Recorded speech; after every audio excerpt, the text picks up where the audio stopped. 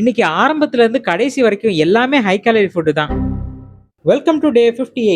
இன்னைக்கு ரம்ஜான் காம்போ வாங்கினேன். வழக்கமா வாங்குற மாதிரி ஜொமேட்டோல வாங்காம இன்னைக்கு ஸ்விக்கியில் ஆர்டர் பண்ணேன். இன்னைக்கு பேக்கேஜிங் அண்ட் டெலிவரி பக்காவா இருந்துச்சு. இந்த கார்டை பார்த்த பிறகுதான் இவ்வளோ ரெஸ்டாரண்ட்ஸும் ஒரே கம்பெனிக்குள்ள வருதுன்னு தெரியும். இன்னைக்கு கொஞ்சம் கூட எதுவுமே ஸ்பில் ஆகல. பேக்கிங்லாம் பெர்ஃபெக்ட்டா இருந்துச்சு. ஹலீம்ல நிறைய ஃப்ரைட் ஆனியன்ஸ் எல்லாம் போட்டிருந்தாங்க.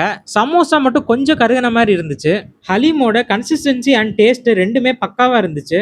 பிரியாணியில மசாலா எல்லாம் கரெக்டா இருந்துச்சு. பட் பீஸ் தான் கொஞ்சம் சின்னது. சமோசா வெளியே கொஞ்சம் கருகி இருந்தாலும் உள்ள கரெக்டா வெந்திருந்துச்சு. டேஸ்ட்டும் சூப்பரா இருந்துச்சு. யூஸ்வலா ஒரு சிக்கன் சமோசா ஒரு ஆனியன் சமோசா வரும்.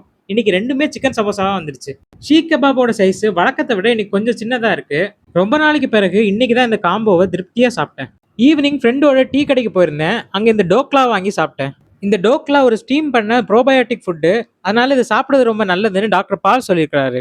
பட் கடையில இதுல என்னெல்லாம் ஆட் பண்ணாங்கன்னு தெரியல. அதனால கொஞ்சமா சாப்பிட்டேன். அப்புறம் ஃப்ரெண்டு ஒரு குலாப் ஜாமுன் வாங்கினாங்க. நான் இன்னைக்கு ஆல்ரெடி ஒரு குலாப் ஜாமுன் சாப்பிட்டதுனால அதை அவாய்ட் பண்ணணும்னு நினைச்சேன். பட் கொஞ்சமா சாப்பிட்டு பார்த்தேன். ரொம்ப நல்லா இருந்துச்சு. நைட்டு டின்னருக்கு ஃப்ரெண்டோட ஒரு கடைக்கு போயிருந்தேன். நான் ஒரு சப்பாத்தி வாங்கினேன். அவங்க ஒரு புரோட்டா வாங்கினாங்க.